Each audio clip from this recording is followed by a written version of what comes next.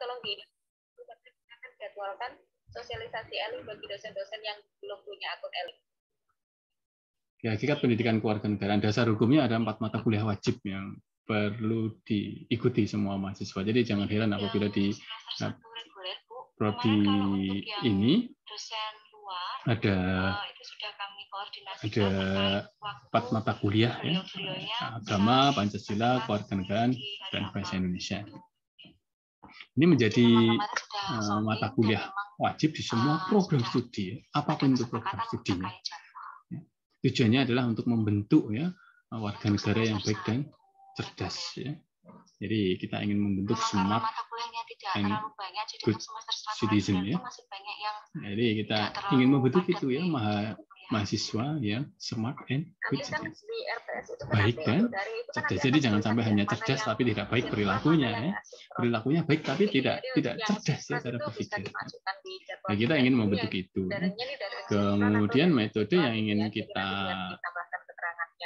ikuti ya, kita lalui atau kita gunakan untuk perkuliahan ini adalah cara-cara berpikir kritis ya, mampu menganalisis ya, kemudian bersikap dan bertindak demokratis. Ini penting ya, karena sebagai mahasiswa perlu punya cara-cara berpikir yang baik ya, jangan sampai cara berpikirnya tidak baik ya.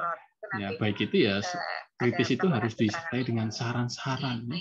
Disertai dengan solusi alternatifnya. Jangan sampai hanya sekedar mengkritik saja. Nanti bisa mengarah pada menghujat, ya. Jadi repot nanti kalau hanya menghujat. Kemudian mengapa perlu ya? Perlu ini mengapa sangat urgent sekali, sangat penting sekali untuk dipelajari. Karena ini bagian dari proses untuk membentuk masyarakat madani, masyarakat yang beradab, yang damai, yang sejahtera, ini yang disebut masyarakat madani. Untuk membentuk masyarakat madani ini perlu nih ya metode yang demikian, kemudian tujuan dari mata kuliah demikian, ya. Maka butuh sarana-sarana untuk menjadi masyarakat yang maju itu melalui pendidikan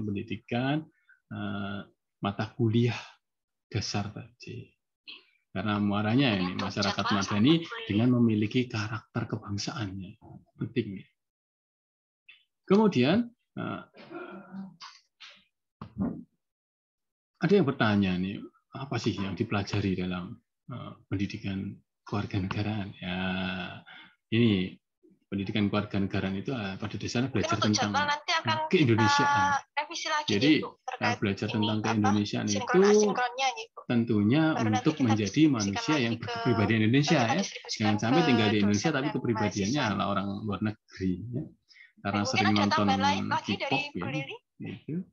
Akhirnya kepribadiannya ala K-pop ya. Jangan sampai. Sementara itu dulu ya. Orang Indonesia harus kepribadiannya Indonesia. Dengan cara apa? Dengan cara membangun rasa kebangsaan, mencintai tanah air Indonesia, sehingga kita bisa jadi. Mungkin Pak Danang ada yang ingin ditanyakan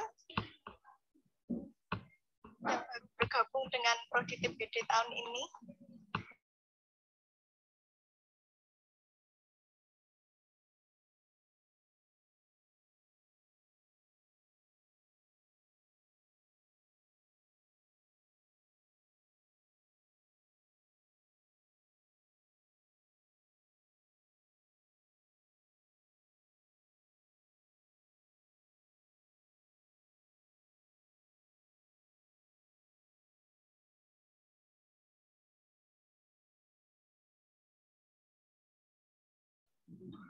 Mengapa kita perlu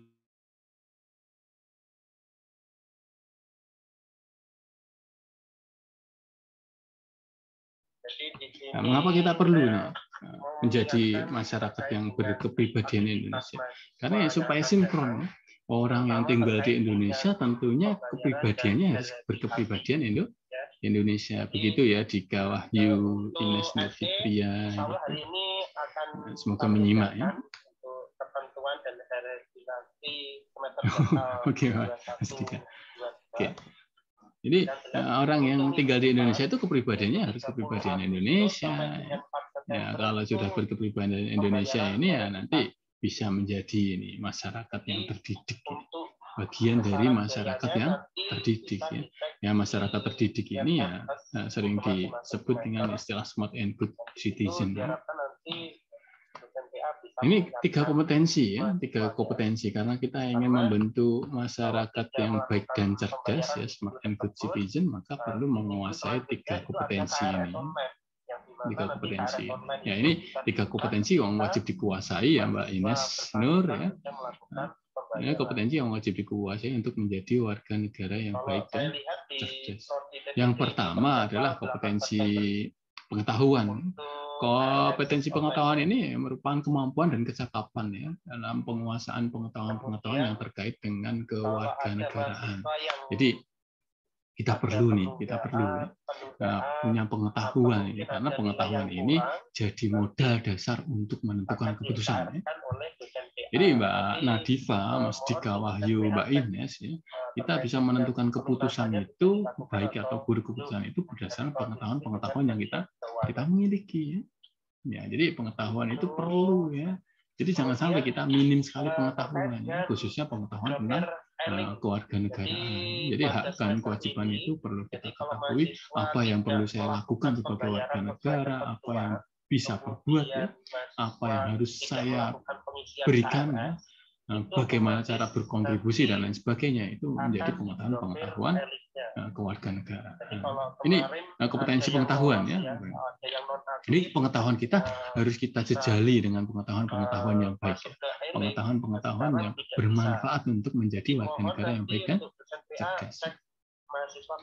Kemudian yang kedua ya civic attitude ya. Jadi civic attitude itu terkait dengan sikap-sikap warga negara. Jadi kita harus punya kemampuan dan kecakapan ya dalam bersikap ya. Bagaimana kita punya jiwa toleran ya, mengakui kesetaraan dengan orang lain, kepekaan ya, cepat tanggap ya.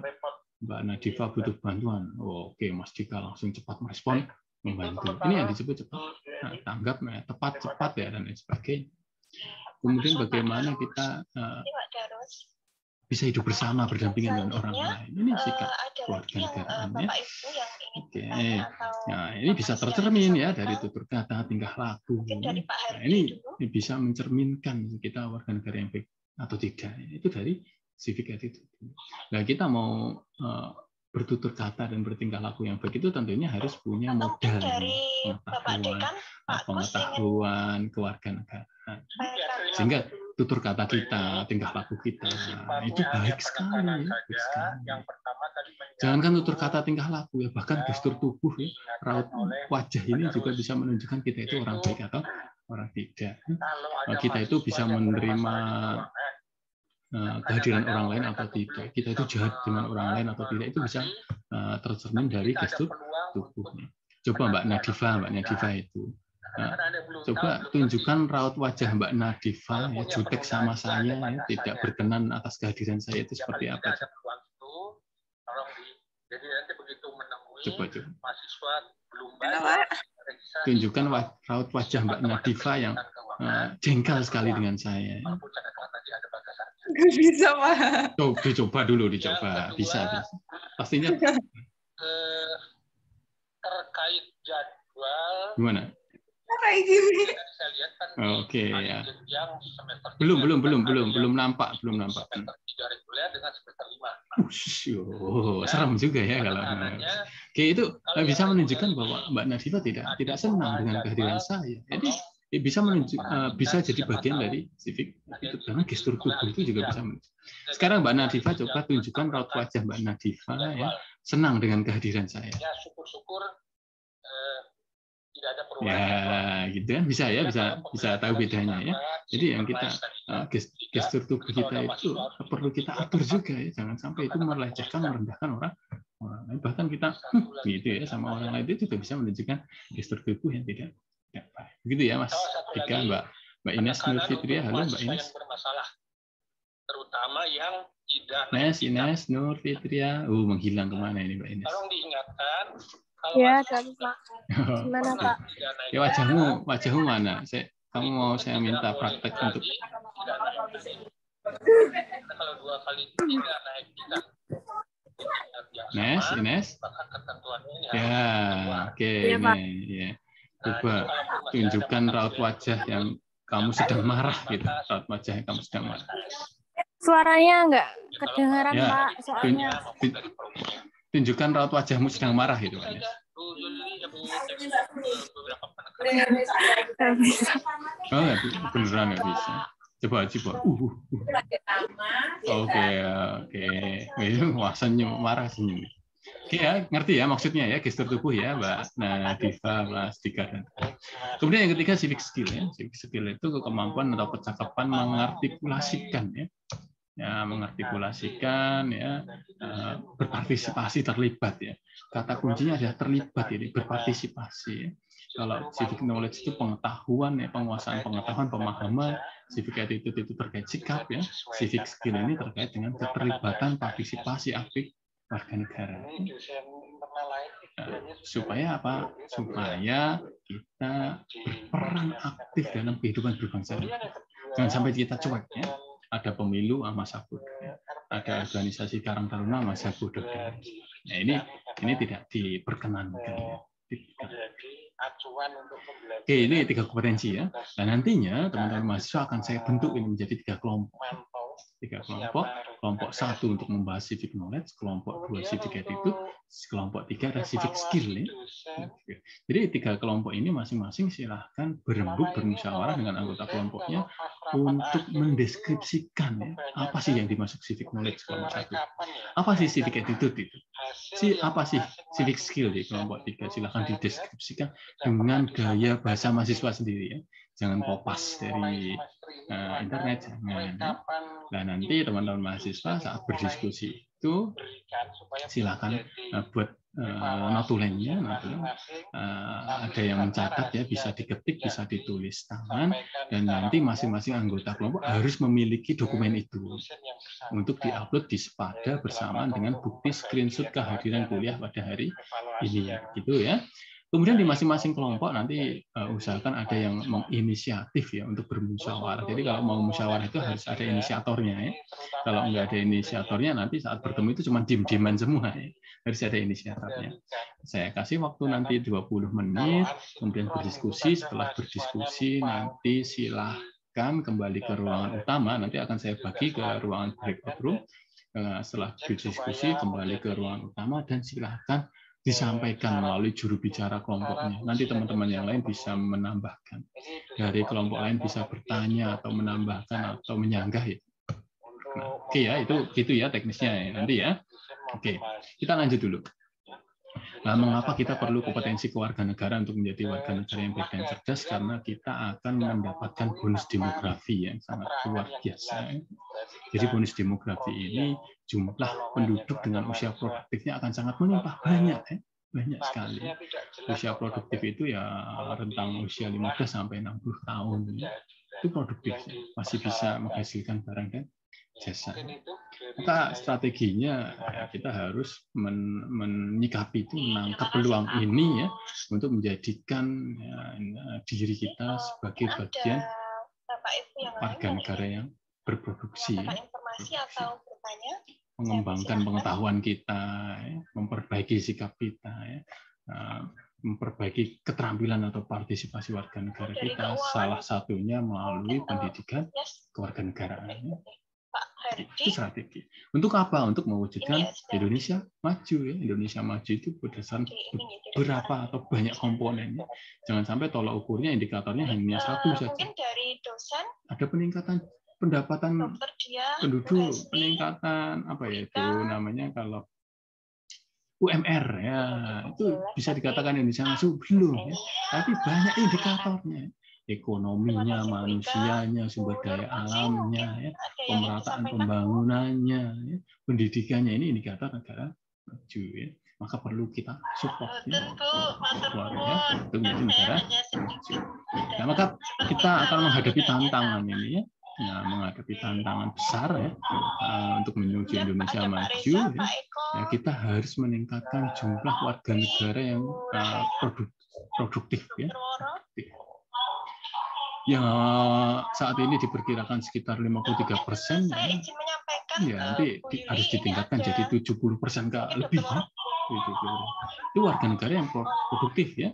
Kalau yang produktif itu hanya separuh, ya nanti habis logika kita habis separuh produktif, separuh konsumtif. Ya, maka ya, harus dilebihi nih yang produktif. Itu Yang Dokter produktif Woro harus menyarankan kalau dilebihi. bisa saat kuliah. Jadi nanti kalau sisa bisa diekspor ke luar naik negeri, mobil. ya, bisa meningkatkan Mungkin penghasilan untuk naik dan mobil sebagainya. bisa kita kondisikan. Kemudian ada Sampaikan 55 ke juta ya warga negara yang mempunyai keahlian ya, keahlian dalam bekerja, keterampilan ya, keahlian khusus itu harus ditingkatkan jadi 2 kali lipat, kalau bisa 3 kali lipat. Ya. Jangan sampai warga negara ya, kita ya mau jadi negara maju masih minim sekali keterampilan. Kalau kita sudah terampil tidak perlu nih ada tenaga kerja asing. Kita sudah bisa mengoperasikannya sendiri mesin-mesin. Kita sudah bisa mengoperasikan teknologi yang baru. Kita bisa menjalankan mesin-mesin produksi yang canggih tanpa perlu mendatangkan tenaga kerja asing. Maka butuh warga negara yang terampil ya. Jadi kita membutuhkan warga negara yang terampil. Kemudian tantangan ini tentunya ya akan mengalami banyak hambatan apabila warga negaranya sendiri masih disibukkan dengan masalah-masalah kebangsaan, korupsi, kemudian menghina identitas negaranya sendiri, terorisme, radikalisme, itu masuk ke kampus ya. Nah, ini juga tidak harus kita cegah ya, masih ada pelanggaran kebebasan beragama itu harus kita hindari. Ada ujaran kebencian, hoax, hate speech, kemudian persekusi, cyberbullying. Ya. Jadi ini kita cegah, kita hindari. Maka perlu peran generasi baik dan cerdas. Ini kalau teman-teman mahasiswa sudah jadi warga negara yang baik dan cerdas, ini akan bisa diatasi narkoba, korupsi, menggerogoti demokrasi sehingga nilai-nilai demokrasinya akan berkurang atau luntur. Pengangguran ya, kalau banyak pengangguran tidak bisa dikatakan sebagai negara maju ya. Pengangguran harus dihilangkan. Ya. Maka dengan apa ya meningkatkan keterampilan keahlian kita sebagai warga negara. Bagaimana kita mau jadi negara maju kalau warga negaranya masih disibukkan dengan cara-cara kriminal ya untuk mendapatkan atau memenuhi kebutuhan hidup, masih dihinggapi perilaku kekerasan karena anak remaja, ini berbahaya sekali. Itu juga kasus aborsi ya, nah, ini akan mengganggu ya kita sebagai negara atau kita menghambat ya untuk menjadi negara maju kalau warga negara ya kita itu masih disibukkan dengan urusan permasalahan kebangsaan seperti ini. Maka perlu ya peran warga negara yang baik dan cerdas ya. Gitu ya. Ini paparan singkatnya. Dan nanti akan saya buat breakout room ya teman-teman mahasiswa silakan berdiskusi. Kelompok 1 pengetahuan, kedua sikap, 3 keterangan. Jangan copy paste dari internet ya, nanti didiskusikan gaya bahasa ala mahasiswa. Nanti ada juru bicara. Ini nanti saya akan terbagi secara otomatis begitu ruangan breakout room. Silakan didiskusikan selama kurang lebih 20 menit ya. Gitu ya. Paham ya Mbak Nadifa? Kalau paham anggukkan kepalanya. 1, 2, 3. Angguk. Kalau paham nggak semua? Oke. Mbak Neng Tria Yuliana paham nggak? Kalau paham angguk, kepalanya dianggukkan. Iya, begitu ya, biar nggak kayak Mbak Nadifa tadi gini. Oke ya. Oke, saya bagi ke breakout room, nanti 20 menit kembali ke ruangan ini, silahkan didiskusikan. Terima kasih kepada Bapak Dekan, kemudian pada Ibu Adik 1, Bu Lili, dan juga Kepala Bagian Fakultas Kesehatan Universitas Jenderal Ahmad Yani Yogyakarta, serta seluruh dosen-dosen yang akan mengajar di Prodi TPD pada semester gasal tahun.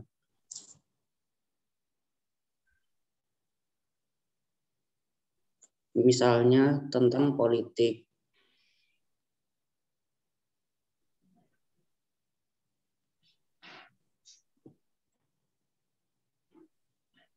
Jadi kita memiliki hak untuk berpolitik dan juga kewajiban kita tentang berpolitik.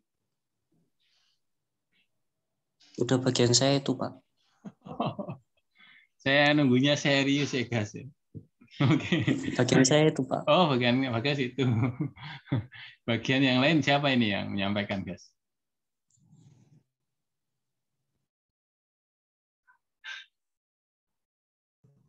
Bagian yang lain Nadifa, Pak. Oh, oke, Nadifa, silakan Nadifa. Kan pengetahuan kewarganegaraan itu mencakup 3 bidang ya Pak, bidang politik, hukum, dan moral. Nah, yang moral itu pengetahuan dalam berperilaku yang berdasarkan nilai-nilai Pancasila dan Undang-Undang 1945 yang menjadi pedoman warga negara Indonesia. Sudah, Pak. Oke. Bagianmu itu satu, Nadifa. Iya. Oh, oke. Oke, masih ada 2 lagi Nadifa. Oke, siapa lagi? Lanjut.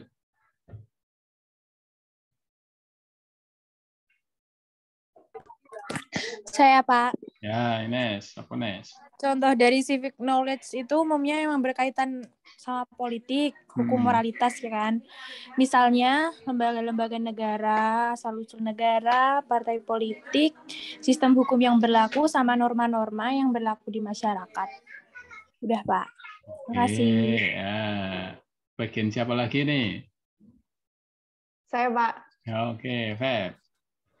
Ya, intinya pengetahuan kewarganegaraan itu prinsipnya itu pengetahuannya harus diketahui, pengetahuannya harus dimiliki juga oleh warga negara untuk bisa yang berkaitan dengan hak dan kewajiban, terus kita bisa memilih tindakan dan keputusan yang tepat dengan pengetahuan yang kita miliki tentang politik, tentang struktur pemerintahan, tentang nilai-nilai dasar yang ada di demokrasi, gitu Pak.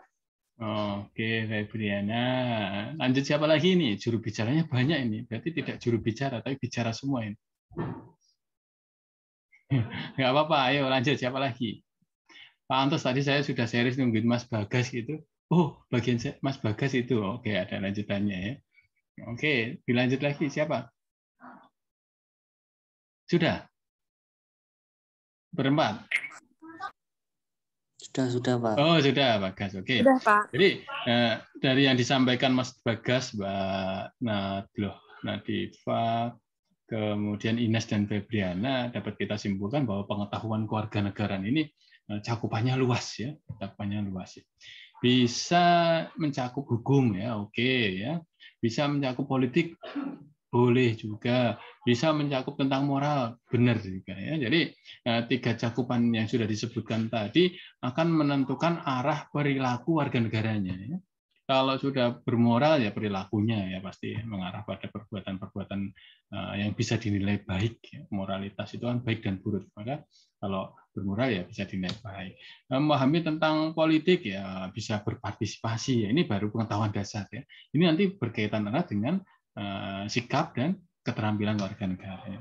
Pengetahuan terkait hukum ya nanti sikapnya akan patuh ya pada aturan ya, tidak melanggar meskipun tidak ada yang mengawasi dan lain sebagainya.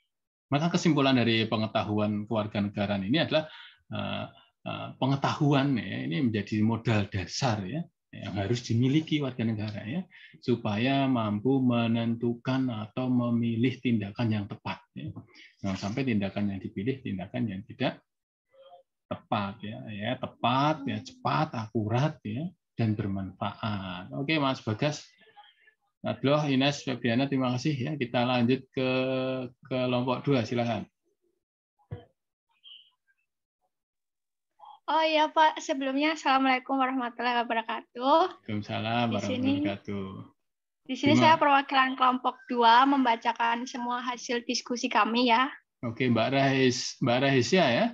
Di sini di sini lagi di mana itu Mbak Reis? Di rumah Pak. Oh di rumah, oke ya. Ya.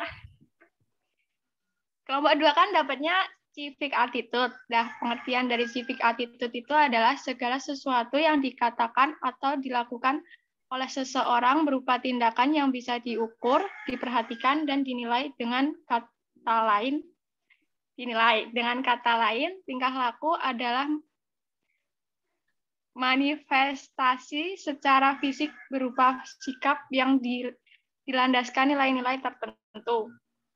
Seseorang akan menunjukkan tingkah laku sesuai dengan nilai-nilai yang dianutnya dan juga berjalan dengan nilai moral yang telah diajarkan kepadanya. Pasal 27 ayat 1 Undang-Undang Dasar 1945 menegaskan bahwa semua warga negara bersamaan kedudukannya di dalam hukum. Contoh kepekaan sosial yaitu sikap toleransi. Dengan kita memiliki sikap toleransi, kita sama saja memahami dengan mencoba peduli akan keadaan antar sesama dalam hidup bangsa dan negara. Sekian Pak dari kelompok 2. Oke. Ada tambahan nggak ini selain dari Mbak Rahisya? Silahkan.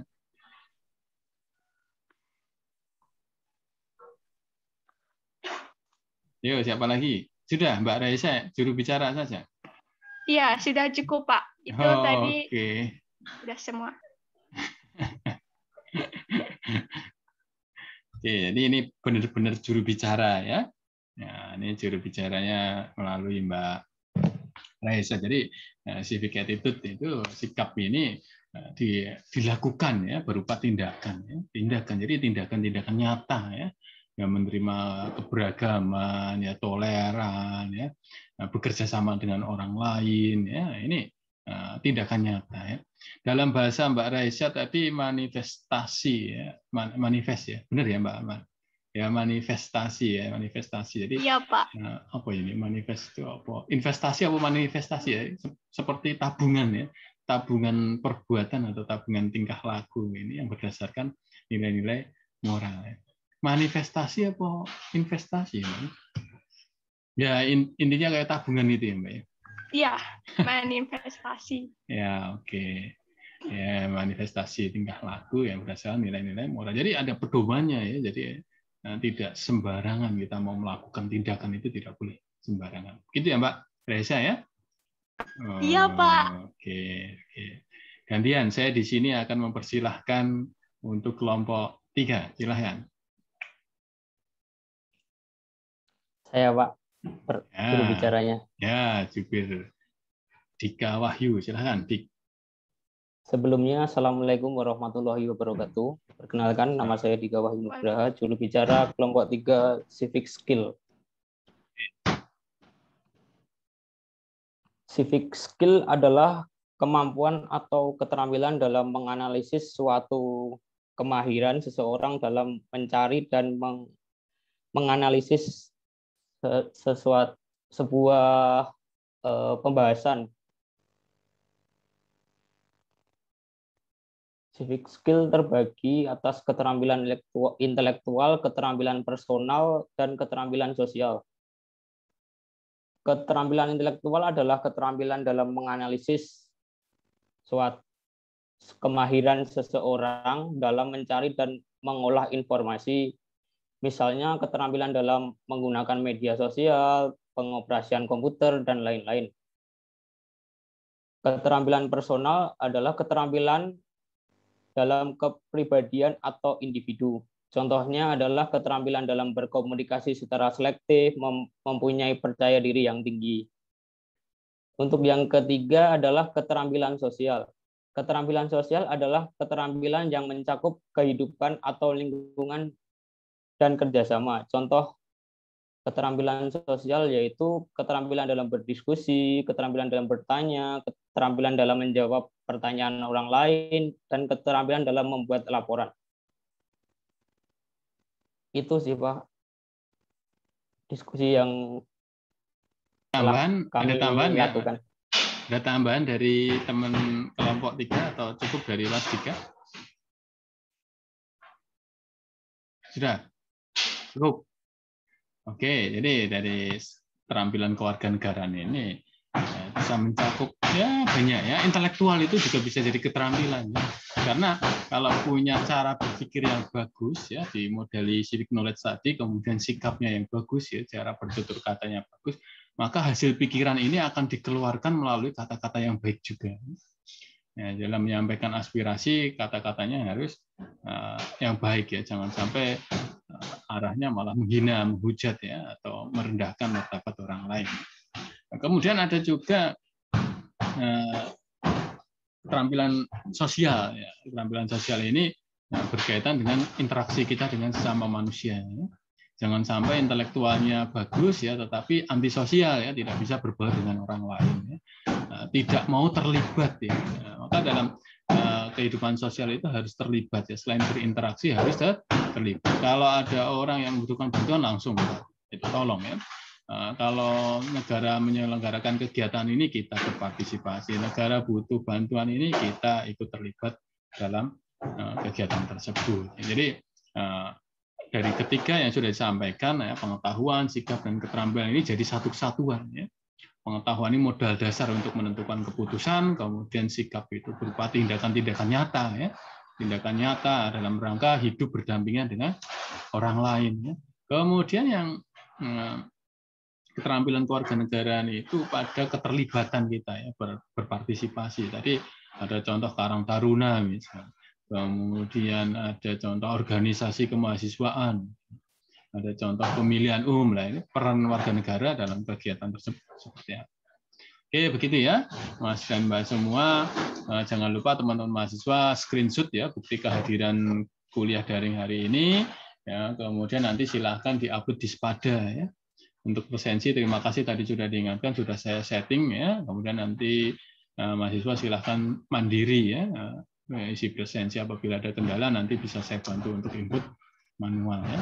Nah, di screenshot kemudian diupload di Spada bersamaan dengan hasil diskusi yang sudah disepakati tadi. Tadi kan sudah ditulis ya Mas Dika, Mbak Rahesa, Mas Bagas ya, sudah ditulis ya hasil diskusinya.